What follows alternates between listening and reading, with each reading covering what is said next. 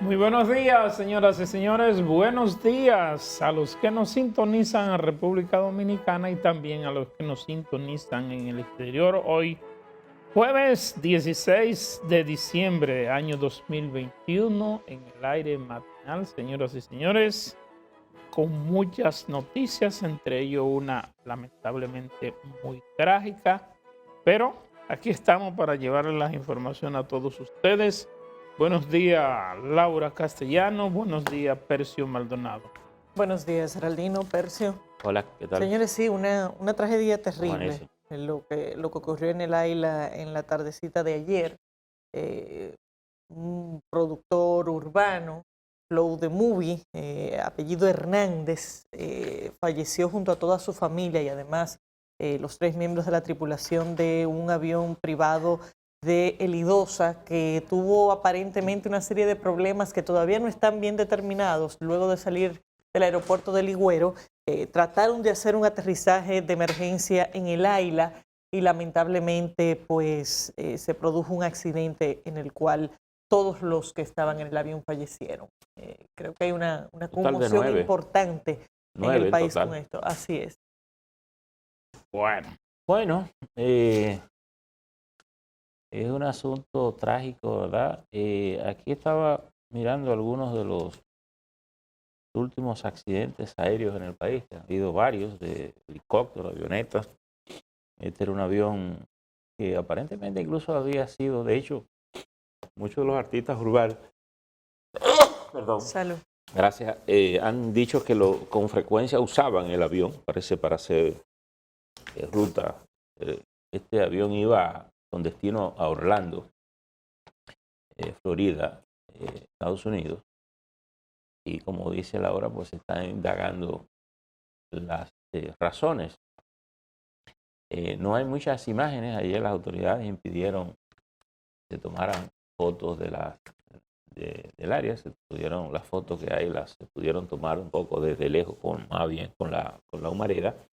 Y sí se tiene la ruta, un poco en movimiento que hizo el avión desde que salió del aeropuerto Joaquín Balaguer de Ligüero hasta el recorrido vía Jaina. Se ve que dio una vuelta y parece que intentando retornar, y finalmente intentó hacerlo en el aeropuerto de las Américas y no pudo. Entonces ahí colapsó. No pudo o no le dio tiempo.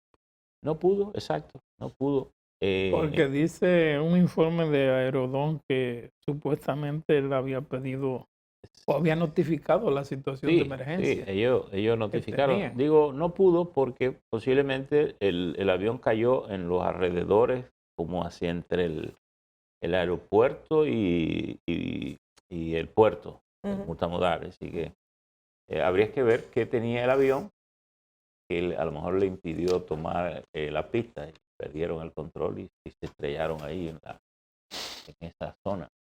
Imagino que debe ser una zona bastante rocosa y dura, ¿verdad? Bueno, sí. Al estrellarse, pues, había pocas posibilidades. Miren, él baja en esa ruta y ahí parece que no puede tener control del avión y se estrellan ahí. Que dicho sea de paso, un piloto experimentado. Sí, era un muchacho. Con muchas horas de vuelo. Sí. Los pilotos eran un venezolano y un dominicano. Sí, había un piloto, un copiloto. Y jóvenes, muchachos jóvenes. Jóvenes, pero sí, experimentados. Sí, experimentados. Así que, murió una joven, apellido Estrella, que dice que supuestamente sobrina del presidente del Senado. Sí. Y hay la nota, no sé si es así, pero dicen que ese es su primer vuelo como azafata. Eso ha estado circulando desde ayer. La familia no lo... Esa jovencita. No ha dado ningún tipo de pronunciamiento sobre el tema, pero es hija de Silvino Estrella, quien es hermano de Eduardo Estrella. Ah, bueno, entonces es sobrino. Sobrina de Eduardo Estrella, presidente del Senado, y efectivamente muy jovencita, y aparentemente este era su primer vuelo como azafata. Ah, caray, la verdad que... Sí, una situación trágica a todos los niveles. Y donde debe haber una investigación también más profunda. Hubo una denuncia y claro, en medio de estas circunstancias, los familiares se alteran mucho. Habrá que ver qué arrojan las investigaciones, pero un hermano de Flow the Movie asegura que tuvieron que esperar un par de horas por el avión y le habían dicho que estaba en revisión mecánica. Llegó a decir en unas declaraciones que dio a los medios que llegaron a pensar en incluso tomar otro avión, pero que después les aseguraron que el avión estaba en condiciones. Ahí habrá que conducir una investigación cuidadosa y la verdad es que es un accidente que empaña de forma significativa la aeronáutica civil en el país. Fíjense, el Diario Libre, en adición, hace un trabajo respecto a los accidentes registrados en los últimos años de este tipo de aeronaves pequeñas en general. Y la verdad es que 2019, por ejemplo, fue un año fatídico a nivel de aeronáutica civil, con 3 accidentes, incluyendo el helicóptero en el que falleció el empresario Heriberto Medrano, otra avioneta donde fallecieron varios extranjeros y también una avioneta usada para aspersión de insumos agrícolas, donde falleció un hermano de Sergio Carlo, Octavio Carlo. Eso fue en 2019 y luego también hay otros adicionales, uno en 2018, 2013,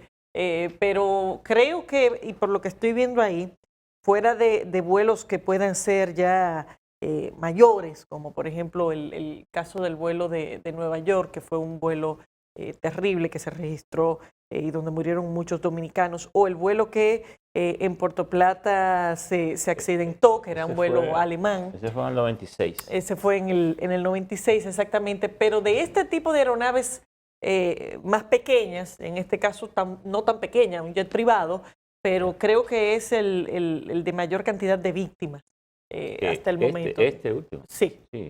Excluyendo, por supuesto, los vuelos comerciales, que son vuelos evidentemente que han sido más de 100 personas, sin contar los vuelos fallecidas. De las avionetas que penetran a territorio dominicano con droga, que han sido varias. Bueno, pero ya esas en el este por lo menos han sido 3, en la zona penal han sido 2. Ya esos tienen vi que chocó justamente en Barahona, en una de las montañas del aeropuerto, pero ya esas tienen un propósito ilícito per se, ¿verdad? Sí. Que ayer me acordaba de los tapones per se a propósito, por un comentario visual. Pero el que viene a tirar droga sabe que dentro de los riesgos es que lo puedan tumbar incluso de manera intencional. No, pero que se han caído. También. Bueno, pero se caen en apuro, a veces corriéndole a las autoridades. Es decir, que si bien te tumban o si bien te caen porque te persiguen, tú estás en un hecho ilícito. Estos vuelos son vuelos regulares. Fíjate que este iba a Orlando con un grupo de personas. Aparentemente iba a Opa-locka, que es el aeropuerto privado de más movimiento en Miami.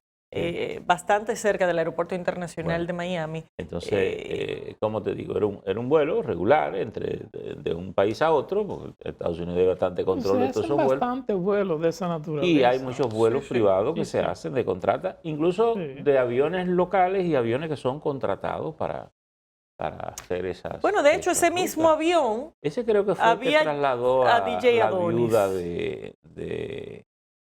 de Moisés cuando se trasladó de Miami a Haití.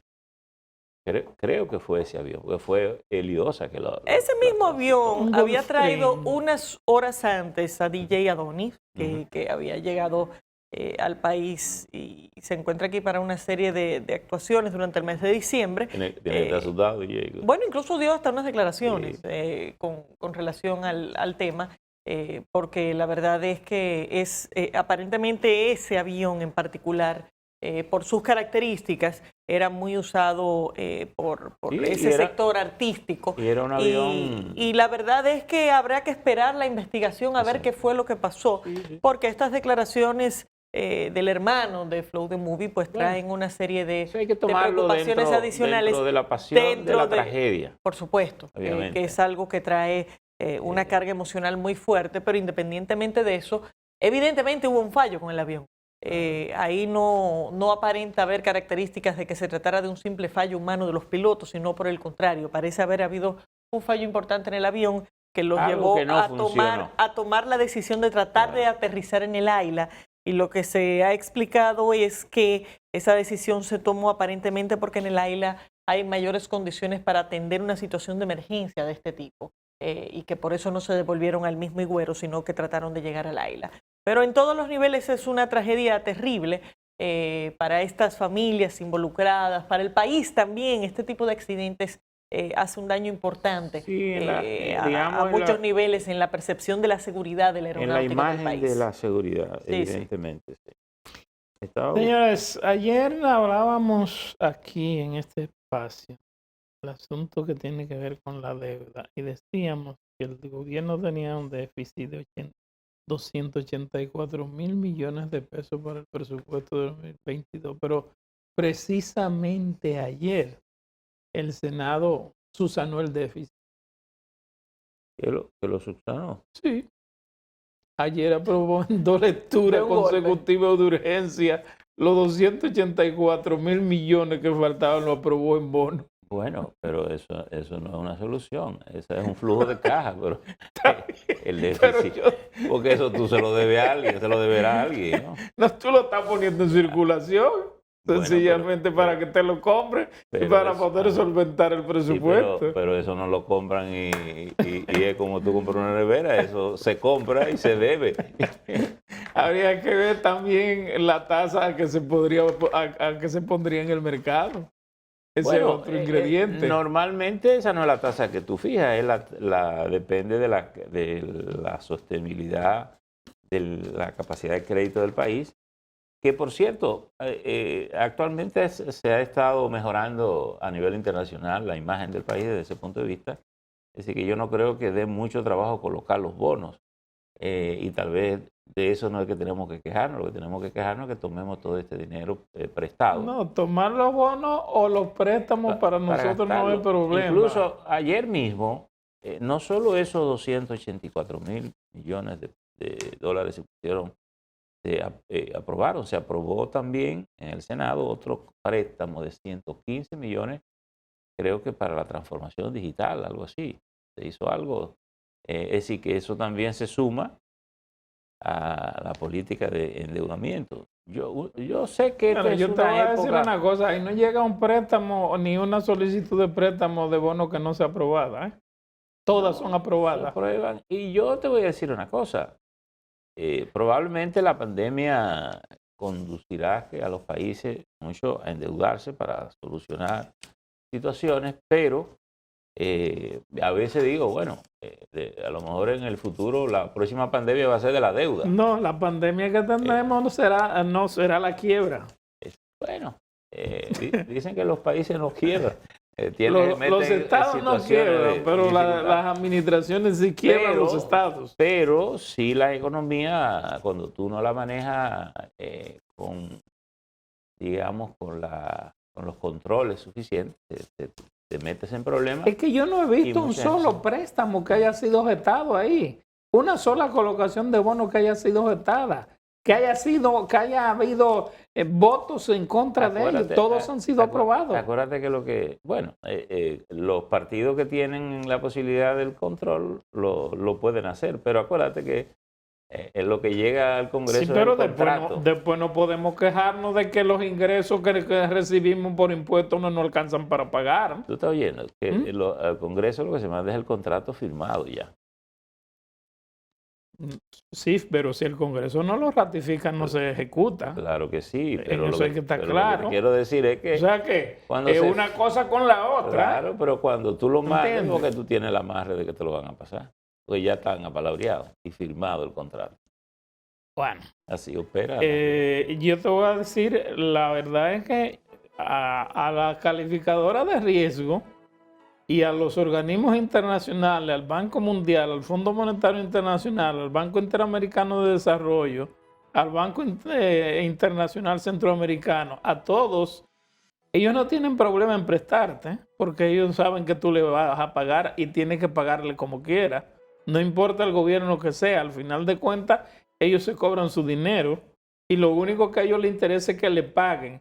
Y las calificadoras de riesgo están ahí para darte una calificación en la que tú puedas confiar y en la que tú puedas sostenerte para emitir bonos o para solicitar préstamos.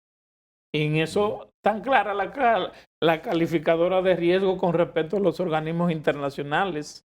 Mientras la calificadora de riesgo le dan a un Estado todas las posibilidades en préstamos o en bonos, los organismos internacionales se sienten cómodos, si se sienten bien. Ahora, lo que no sabemos cómo vamos a quedar somos nosotros. Bueno, nosotros sí sabemos cómo vamos a quedar, endeudados. Exacto. ¿O tú crees que tú puedes ignorar que está tomando el crédito? Le mandé a Carlos, si me está escuchando, un mapa que publicamos sobre la ruta del avión. Es interesante verlo cuando Carlos tenga chance para que nos lo coloque en pantalla. Pero, pues sí, pero esto de la deuda es una cosa que tenemos que maniobrarla. A veces los mismos gobiernos, por la prisa de siempre querer y tienen que hacer cosas, pues no someten los países a la racionalidad. Hay épocas en las que hay que recogerse. Y la fortaleza de la economía radica justamente en ese sentido de prudencia con que tú la manejas. Porque en economía todo se paga y todo se cobra. Esa era una de las características que tenían los gobiernos de Joaquín Balaguer. Que era... ¿Cómo te lo diría yo? Porque parecería que solo Balaguer. Los gobiernos conservadores son más prudentes en ese sentido, porque regalan menos. Los partidos democráticos tienen la tentación de siempre querer repartir lo que no tienen. Y fíjate que incluso, y eso va no solo de la democracia occidental, lo que uno conoce como el típico, incluso los partidos de izquierda, parte de su fracaso es ese, que pensaban más en querer igualitar a la gente, darle lo que la gente necesitaba y el país no producía, y no producir. Los gobiernos conservadores creen más en la generación de riqueza. E incluso los gobiernos conservadores históricamente se endeudan menos a nivel internacional. Por ejemplo, tú tomas Rusia, Putin es menos proclive al endeudamiento que los gobiernos de los Estados Unidos, por ejemplo. Sí, pero no todo, porque hay gobiernos que, por ejemplo, el último gobierno ahora de Mauricio Macri en Argentina fue un desastre. Bueno, después de haber encontrado a Argentina sin deuda. No. Argentina ha sido un desastre desde el peronismo. Eso no tiene. Macron sí, pero, no es más que pero Argentina logró pagar su deuda. Sin deuda, Argentina. Argentina logró pagar su deuda. No, o sea, en la gestión de Kirchner pagaron su deuda. Tú estás loco. Sí, no tenía deuda. Pero Argentina... Lo último que hizo Mauricio Macri fue 47 mil millones de dólares. No, bueno, ese fue el último préstamo que hizo. Eso es parte de la tragedia argentina. Eso no es más que un capitulito. Pero Argentina, desde el peronismo desbarató eso. Oye, el peronismo es la mejor muestra de cómo tú coges un país y lo machacas, lo desbaratas. Es así, en términos sociales, políticos. Y fíjate que tal vez es uno de los pocos movimientos auténticamente latinoamericanos, porque el peronismo dio de todo. Mira, el peronismo dio guerrillero, golpista, ¿cómo se llamaba? Sigue dando. J-Perra. ¿Tú te acuerdas de los J-Perra? Sí.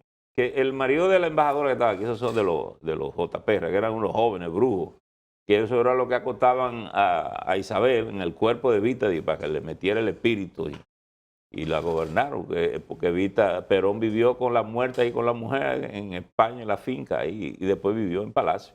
Dice que el único acto humano que cometió la dictadura argentina fue disponer que se enterrara Evita. Y la enterraron en la Charaquita, que es el famoso cementerio de Carlos Gardel, en una cementerio de Recoleta. De bloques de cemento. ¿Tú sabes para qué? Para que la gente no la sacara, porque la gente también andaba detrás de la muerta. Donde quiera que la muerta iba y le montaba un altar ahí, y velas y flores y qué sé yo cuál. Porque hicieron de ahí un símbolo. Claro, pero lo que te quiero decir, Argentina ha tenido una tragedia enorme. Y Macri fue parte de esa tragedia.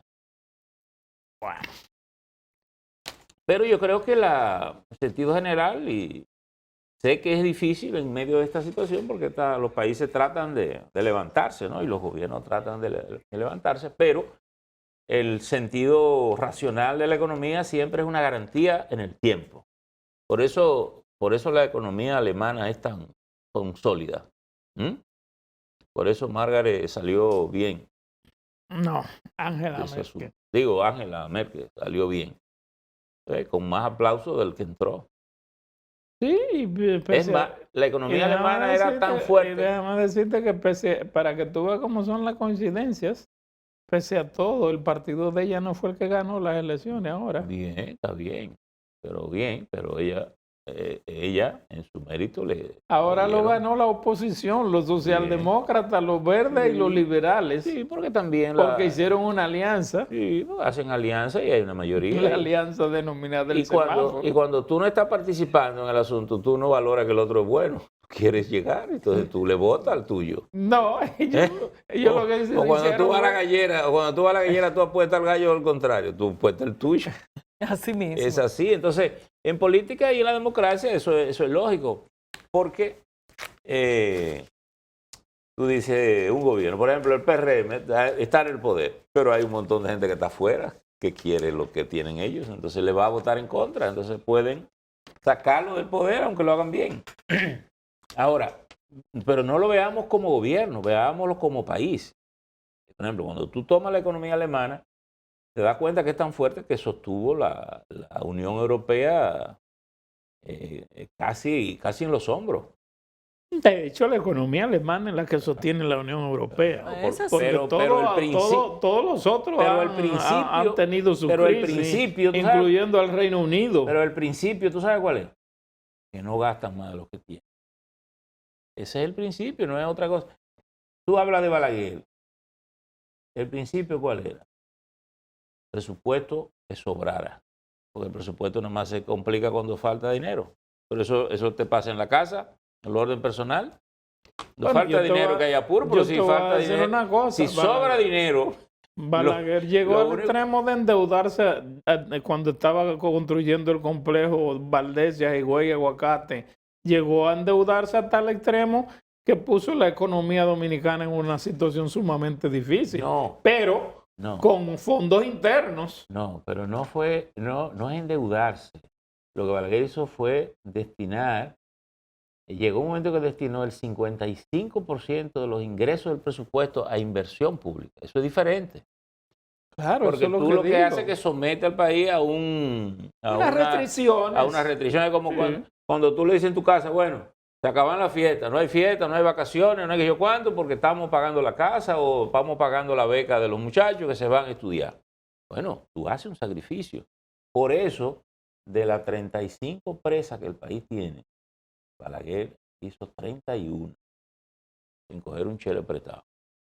Y en la de Monción, esa que nosotros fuimos los otros días, cuando Balaguer salió del poder, la dejó planificada. ¿Tú sabes cuánto dejó en el Banco Central depositado de esa presa? 300 millones de pesos.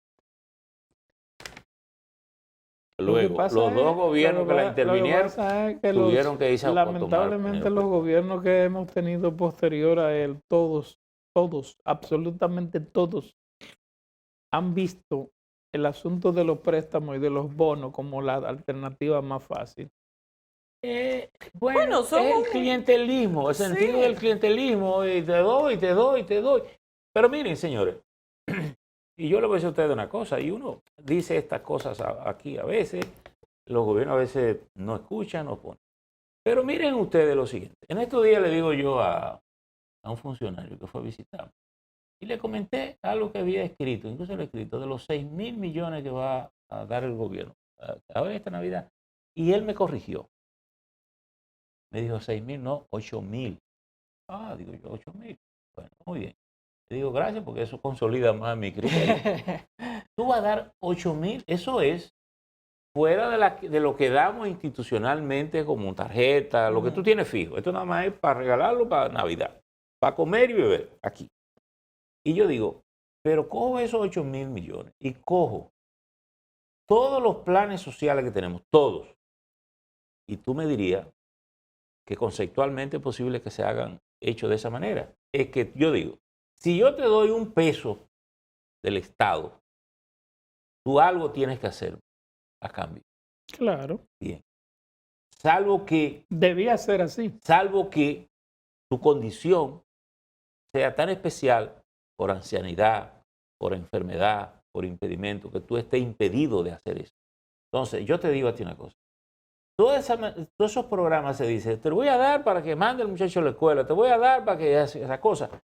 Pero nadie le da seguimiento a eso. Por tanto, tú no tienes garantía de que eso te está generando un efecto social. Porque además, cuando tú regalas todo ese dinero y la gente se acostumbra al DAO, lo primero que pierde es la vergüenza, que es el mayor valor de una sociedad. Mira, la vergüenza, gente pidiendo con dos cuerpos. Es más, hay gente aquí que te pide y tú le ofreces hacer un trabajo. Dice, no, trabajo no, es una ayuda lo que yo busco. Porque hay ese criterio. Pero tú lo dices desde el Estado, una ayuda. Claro, pero si tú me lo puedes dar, ¿por qué tú me dices que yo quiero que tú trabajes? ¿Y por qué tú quieres que yo trabaje? Dame de lo que tú tienes. Y además te pide convencido de que tú tienes que darle. Y si tú le das algo y él siente que le diste menos de las expectativas que él tiene, él no te lo agradece, se pone guapo. Así es. Entonces, ese daño colectivo que estamos haciendo de tener un país esperando que le den, eso no es sano para la vida del país. Yo te voy a decir una cosa, pero lo último que estamos haciendo, lo último que está ocurriendo, yo no sé. ¿Qué cosa? Yo no sé cuáles son los criterios que están utilizando para dar la pensión. No lo entiendo, de verdad que no lo entiendo. Porque la ley 8701 es bastante clara y lo dice bastante claro. Bueno, tengo un amigo. La ley 8701 dice claramente. Tengo un amigo que fue. ¿Entiendes? Fue mi compañero en la universidad. Yo digo, bueno, pues vamos a sustituir la ley, dejémosle todo al presidente. Bueno, tengo un amigo que me llamó antes de ayer con una situación de su pensión.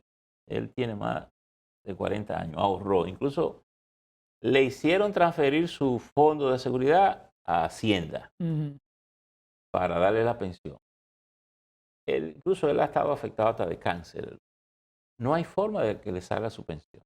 Pero ese uno que te dice... No, pero él me dice, pero que yo he trabajado, es mi pensión. Yo no estoy pidiendo una situación especial. Entonces él me dice, yo la verdad es que no me opongo a que le den la pensión a lo que entienda que hay que darle al enfermo. Pero yo estoy pidiendo la mía, que me corresponde por ley, por seguridad, y no hay forma de salir. Él fue incluso viceministro de Agricultura, su último cargo. Y tú dices, pero el país no puede funcionar así, de esa manera, y pensar que terminaremos bien. No puede funcionar de esa manera. Jóvenes, tenemos que hacer una pausa, enseguida volvemos.